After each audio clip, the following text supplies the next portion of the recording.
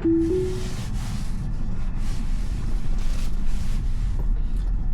right, a little FSD drive from Blue Ridge in Seattle to Shoreline. We got some good twists and turns for FSD to work on. A short 15-minute drive. Beautiful day after Seattle's or the Pacific Northwest bomb cyclone windstorm.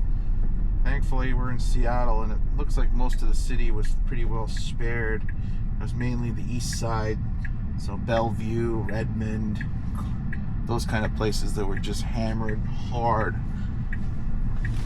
So everywhere over here seems to have power. Driving around the east side is still a challenge because there's a lot of signal outages, a lot of power outages. Well, there's no power for the signals, so traffic is not great because everything's a four-way stop. So you may be waiting behind these busy intersections for quite a while, 10 minutes. And nobody knows how to use these four-way intersections. It's very frustrating. People are just not, they're cutting each other. It's just a mess. Or people just forget that the thing is a four-way stop.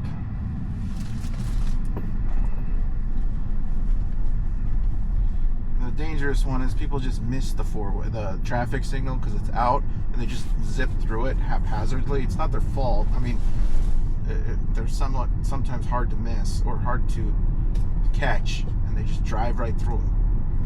And that can be dangerous if you get a T-bone situation.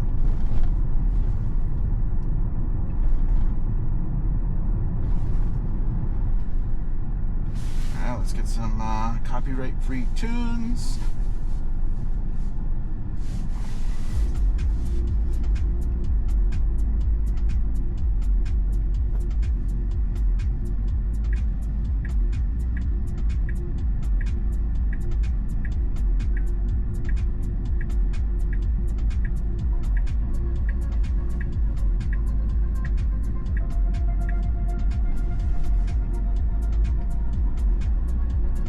FSD 12.5.6.3. So this is the first iteration of the end-to-end stack.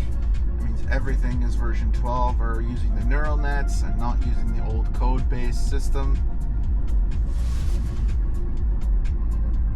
which were on city streets, so that didn't make too big of a difference. It's mainly for the highway that we're now end-to-end, but it's much, much smoother. So hopefully a few weeks, months, a few more updates, everything is going to start coming together. And then I was on X this morning, and to build the LLM for the FSD, so every update cost them like $20 million in processing cost. I don't know how accurate the X post was, but it does make sense. So to make there's 64 gigabytes of usable RAM, inside the FSD hardware 4, compared to hardware 3 has a little bit less. It does have more storage space, but just to make that code and process from all of the reference points, it's a $20 million build, which is just incredible. And I guess one advantage to Tesla for this is that they have paying subscribers, and that cost is diverted onto the people using the product, and then they get the data back every night or whenever you plug in or get to your house, and just pulls that information via Wi-Fi over your internet connection. So yeah, it pulls a lot of data overnight. Oh wow, okay, we're fixing it up. So that's a contract crew or out of state. That was not Puget Sound or Seattle City Light. We're in Seattle City Light area. But it's really cool. A lot of out of state utility crews are working. So you see a lot of weird looking trucks or brand names like something other utility or private utilities. They sent lots and lots of crews down here to help us out, get out of this mess. So they're here, they're working. Hopefully, Puget Sound Energy says they should be fully back up majority of customers by Saturday afternoon. Hopefully that's accurate, because that would mean that was a pretty quick turnaround within 1 week. Last time we had a major storm, 2007. God, that was like 8 to 10 days before power was fully restored to most people. And then you still had people out of power for 2 or 3 weeks on some just gnarly repairs. But yeah, thankfully. As another topic of discussion is, the cities have all put all these tree removal permits that people need, and same with the utilities, and you have to have an arborist. I remember when I was a kid, when this utility company would come through here and cut all the trees, they would be very indiscriminate about how far away the tree. They would just chop. And there was probably a good reason for that, because these trees fall, they hit the power lines, and then it just turns the city into pure gridlock. And it's not just power that's the important part anymore. There's so many people working from home, and we're a big tech hub, so when these trees hit the power lines, they also hit the Comcast or Xfinity, and they hit the fiber lines. So in Seattle, CenturyLink or the Lumen, Ziply fiber, all of them. And then half the cell phone grid is in really bad shape. The cell towers are working, but the fiber backhaul to the tower in a lot of cases is toast, because those, they're strung up on the same poles if they haven't been buried underground. And in this area, a lot of the telephone cables have just been replaced with the phone company put the fiber on the same poles, and then Comcast has their plant or their backhaul system in fiber. So you have, well, theoretically a redundancy. It's not a redundancy. They're all on the same poles. So you take out the pole, both services or three service providers will go down. Because then you have the cell phone backhaul, again, strung up on the same set of poles. Go figure. And then to add madness to the redundancy is a lot of the cell towers are co-located now. So you have Crown Castle or American Tower. So you used to see on a hill there'd be 3 or 4 towers. Now it's just one tower, and everybody hangs their equipment on one tower. Well, tree falls, takes out the one tower, and now knocks out 4 or 5 service providers' tower. So reduced redundancy. Well, I get it. The cost to deploy the equipment is now way cheaper. The situation is not great when there's a storm. But I get it. Why would you put 4 towers on the same hill? There's only so many places you can put a cell tower. Okay, cool. Up to the left, there's this apartment complex, and it looks like they put a giant Caterpillar generator. I don't know if that's storm related or